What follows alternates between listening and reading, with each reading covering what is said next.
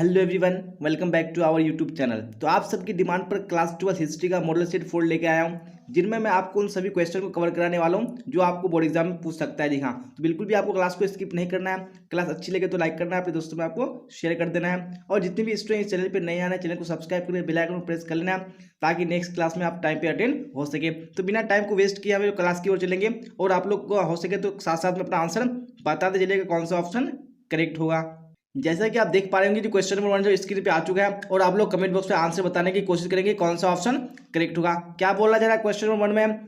हड़प्पा सभ्यता में युगल समाधान किस स्थल से मिला है? जी हाँ, तो कौन से स्थल से मिला है युगल समाधान हड़प्पा सभ्यता में, वो आपको बताने हैं। यहाँ पे 1 का ऑप्शन नंबर बी बिल्कुल करेक्ट हो जाएगा। दिखाने लोथल से मिला है। चलिए आप क्वेश्चन नंबर 2 को देख लीजिए। क्या बोला जाए क्वेश्चन नंबर 2 में?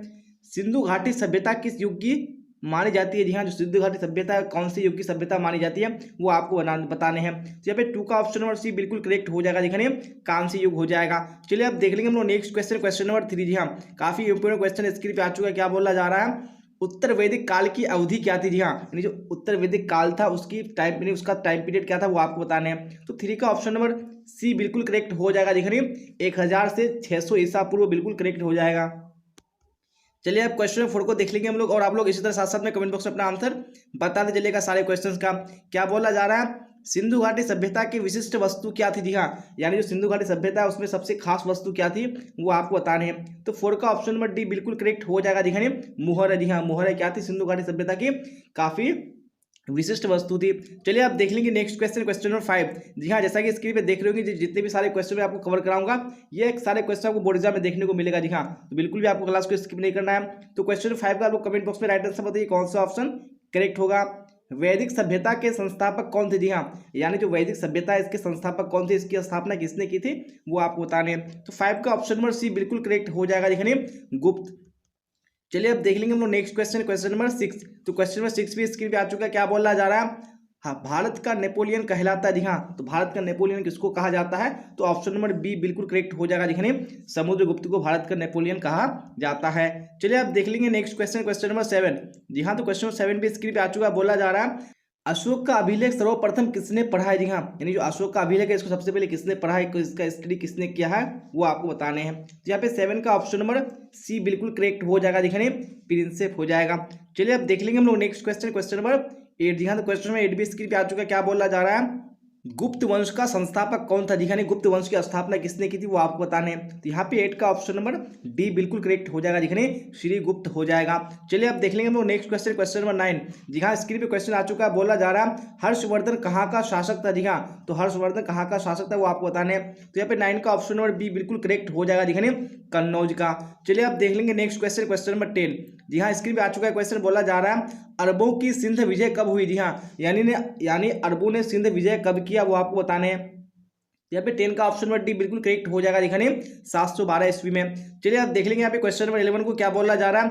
सांची का स्तूप कहाँ स्थित है? जी हाँ, जो सांची का स्तूप है वो कौन से राज्य में स्थित है, वो आपको बताने हैं। यहाँ पे 11 का ऑप्शन नंबर सी बिल्कुल करेक्ट हो जाएगा। चलिए आप देख लेंगे नेक्स्ट क्वेश्चन, क्वेश्चन नंबर 12। जी हाँ, क्वेश्चन नंबर 12 स्क्रीन पे आ चुका है। बोला जा रहा है नगरीय सभ्यता के नाम से जाना जाता है। जी हाँ, यानी वो कौन सी सभ्यता है जिसको नगरीय सभ्यता के नाम से जाना जाता है? तो 12 का ऑप्शन नंबर बी बिल्कुल करेक्ट हो जाएगा। दिखने हड़प्पा सभ्यता को नगरीय सभ्यता के नाम से जाना जाता है। चलिए अब देख लेंगे यहाँ पे नेक्स्ट क्वेश्चन, क्वेश्चन नंबर 13। जी हाँ, स्क्रीन पे आ चुका है क्वेश्चन। बोला जा रहा है प्रारंभिक वैदिक काल की अवधि थी। जी हाँ, जो प्रारंभिक वैदिक काल है उसकी अवधि, उसका टाइम पीरियड क्या था, वो आपको बताने हैं। तो यहाँ पे 13 का ऑप्शन नंबर डी बिल्कुल करेक्ट हो जाएगा। दिखने 1500 से 1000 ईसा पूर्व हो जाएगा। चलिए अब देख लेंगे हम लोग नेक्स्ट क्वेश्चन, क्वेश्चन नंबर 14। तो स्क्रीन पे आ चुका है क्वेश्चन। बोला जा रहा है अकबर ने किस साल में दीन ए इलाही धर्म चलाया था? जी हाँ, उन्होंने एक धर्म चलाया था दीन ए इलाही, तो वो कौन से वर्ष में चलाया था? तो 14 का ऑप्शन नंबर डी बिल्कुल करेक्ट हो जाएगा। दिखाने 1581 ईस्वी में। चलिए अब देख लेंगे नेक्स्ट क्वेश्चन, क्वेश्चन नंबर 15। जी हाँ, क्वेश्चन स्क्रीन आ चुका। बोला जा रहा है दारा एवं शाहजहां के पास आगरा में रहती थी। जी हाँ, दारा और शाहजहां के पास आगरा में कौन रहती थी? तो 15 का ऑप्शन नंबर ए करेक्ट हो जाएगा। दिखाने जहां आरा रहती थी। चलिए अब देख लेंगे नेक्स्ट क्वेश्चन, क्वेश्चन नंबर 60। जी हाँ, तो क्वेश्चन नंबर 16 स्क्रीन पे आ चुका है। बोला जा रहा है बाबर चंगेज खां का कौन सा वंशज था? जी हाँ, यानी उनका कौन सा वंशज था, किसका? चंगेज खां का। जी हाँ, आप सबको बताइए चंगेज खां था वो कौन था? एक मंगोल शासक था।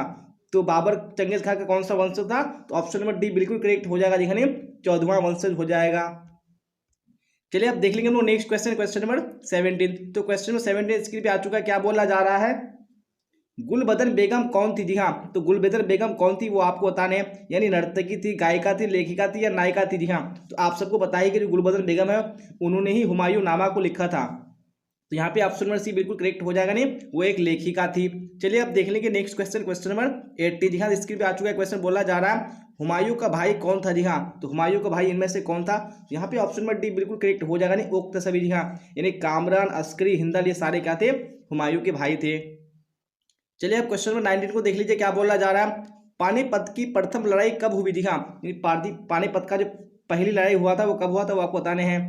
तो यहाँ पे right answer option number A बिल्कुल करेक्ट हो जाएगा। दिखाने 1526 ईस्वी में हुआ था और ये बाबर और इब्राहिम लोदी के बीच में हुआ था। चलिए अब देख लेंगे नेक्स्ट क्वेश्चन, क्वेश्चन नंबर 20। जी हाँ, तो क्वेश्चन नंबर 20 भी स्क्रीन पे आ चुका है। क्या बोला जा रहा है, कृष्णदेव राय का शासन काल है? जी हाँ, तो कृष्णदेव राय ने कब से कब तक शासन किया तो वो आपको बताने हैं। जी हाँ, तो क्वेश्चन नंबर 20 का right answer option number A बिल्कुल करेक्ट हो जाएगा, नहीं 1509 से 1529 ईसा पूर्व हो जाएगा।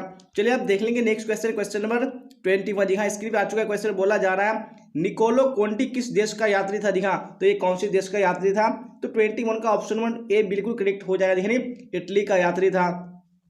चलिए अब क्वेश्चन 22 को देख लीजिए। क्या बोला जा रहा है, निम्नलिखित में से महिला संत थी? जी हाँ, इनमें से कौन महिला संत थी वो आपको बताने हैं। तो 22 का ऑप्शन नंबर डी बिल्कुल करेक्ट हो जाएगा। दिखाइए इनमें से कोई नहीं होगा। जी हाँ, क्योंकि महिला संत कौन थी? वो रबिया थी, तो आपको याद रखने हैं। चलिए अब देख लेंगे नेक्स्ट क्वेश्चन, क्वेश्चन नंबर 23। जी हाँ, स्क्रीन पे आ चुका है क्वेश्चन। क्या बोला जा रहा है, रामानंद के शिष्य कौन थे? जी हाँ, इनमें से कौन रामानंद के शिष्य थे, छात्र थे? तो यहाँ पे 23 का right answer option number D बिल्कुल करेक्ट हो जाएगा। देखिए उक्त सभी इनमें सभी हो जाएगा। रविदास, कबीर, उसके बाद जो पीपा है ये सारे क्या थे? रामानंद के शिष्य थे। चलिए अब देख लेंगे नेक्स्ट क्वेश्चन, क्वेश्चन 24। जी हाँ, 24 भी स्क्रीन पे आ चुका है। क्या बोला जा रहा है, कृष्ण को कौन अपना पति मानती थी? जी हाँ, तो कृष्ण को कौन अपना पति मानती थी? तो यहाँ पे 24 का ऑप्शन नंबर ए बिल्कुल करेक्ट हो जाएगा। दिखाने मीरा, मीरा कृष्ण को अपना पति मानती थी क्योंकि वो क्या हो चुकी थी? विधवा हो चुकी थी।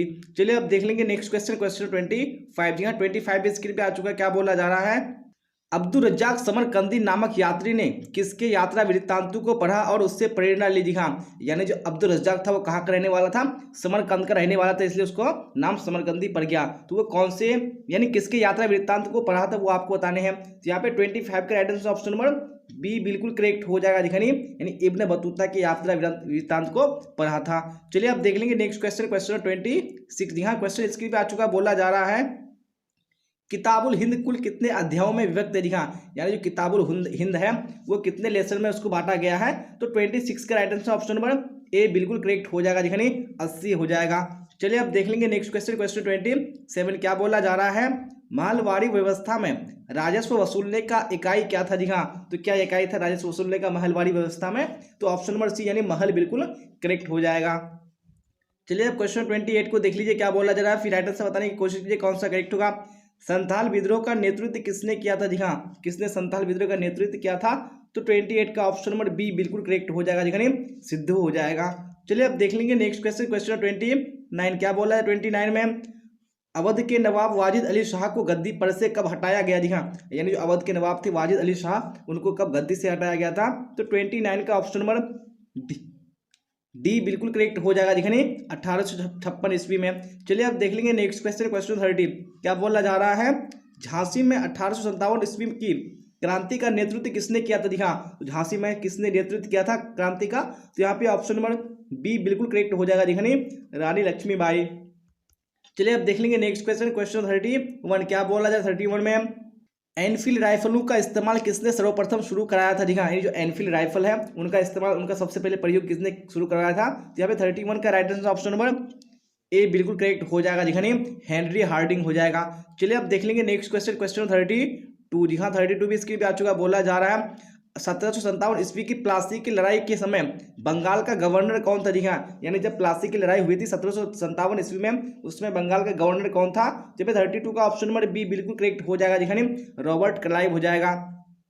चलिए अब क्वेश्चन 33 को देख लीजिए। क्या बोला जा रहा है, सर्वप्रथम भारत में रेल कहाँ से कहाँ तक चलाई गई? जी हाँ, आप सबको पता है कि सर्वप्रथम भारत में जो रेल चलाई गई थी वो 1853 ईस्वी में चलाई गई थी। जी हाँ, तो आपको बताना है कि कहाँ से कहाँ के यानी किस किस के बीच में चलाई गई थी। तो यहाँ पे ऑप्शन नंबर बी बिल्कुल करेक्ट हो जाएगा। दिखानी बम्बई से थाने के बीच में। चलिए अब देख लेंगे हमें नेक्स्ट क्वेश्चन, क्वेश्चन 34 क्या बोला जा रहा है, भारत में औपचारिक जनगणना कब प्रारंभ की हुई थी। हाँ, तो कब औपचारिक जनगणना प्रारंभ हुई थी भारत में, तो 34 का ऑप्शन नंबर डी बिल्कुल करेक्ट हो जाएगा, 1872 ईस्वी में। चलिए अब देख लेंगे यहाँ पे क्वेश्चन 35 क्या बोला जा रहा है, चौरी चौरा घटना कब घटी। जी हाँ, चौरी चौरा जो घटना है ये कब घटी वो आपको बताने हैं। जी हाँ, तो यहाँ पे ऑप्शन नंबर ए बिल्कुल करेक्ट हो जाएगा, नहीं 5 फरवरी 1922 को।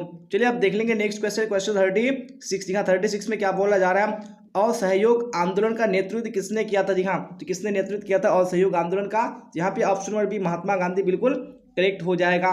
चलिए अब देख लेंगे नेक्स्ट क्वेश्चन, क्वेश्चन 37 क्या बोला जा रहा है, मुस्लिम लीग की स्थापना किसने की थी। जी हाँ, नहीं जो मुस्लिम लीग है इस पार्टी की स्थापना किसने की थी, तो 36 का right answer option number B बिल्कुल करेक्ट हो जाएगा, दिखाने खा बंधु हो जाएगा। चलिए अब देख लेंगे हम लोग नेक्स्ट क्वेश्चन, क्वेश्चन 38। जी हाँ, 38 भी इसकी भी आ चुका है, क्या बोला जा रहा है, मुस्लिम लीग ने प्रत्यक्ष कार्रवाई दिवस मनाने की घोषणा कब की। जी हाँ, तो कब की थी मुस्लिम लीग ने प्रत्यक्ष कार्रवाई दिवस मनाने की घोषणा, तो 38 का ऑप्शन नंबर भी बिल्कुल करेक्ट हो जाएगा, देखिए 16 अगस्त 1946 ईस्वी में। चलिए अब देख लेंगे नेक्स्ट क्वेश्चन, क्वेश्चन 39 क्या बोला जा रहा है, हिंदू महासभा के संस्थापक कौन थे। जी हाँ, तो कौन इसके संस्थापक थे, तो यहाँ पे 39 का ऑप्शन नंबर ए बिल्कुल करेक्ट हो जाएगा, नहीं पंडित मदन मोहन मालवीय। चलिए अब देख लेंगे नेक्स्ट क्वेश्चन, क्वेश्चन 40। जी हाँ, तो क्वेश्चन स्क्रीन पे आ चुका, बोला जा रहा है ब्रिटेन में लेबर पार्टी की सरकार द्वितीय विश्व युद्ध के बाद कब बनी। जी हाँ, तो कब बनी थी द्वितीय विश्व युद्ध के बाद में, तो ये 40 का ऑप्शन नंबर ए बिल्कुल करेक्ट हो जाएगा, दिखानी 26 जुलाई 1945 ईस्वी को।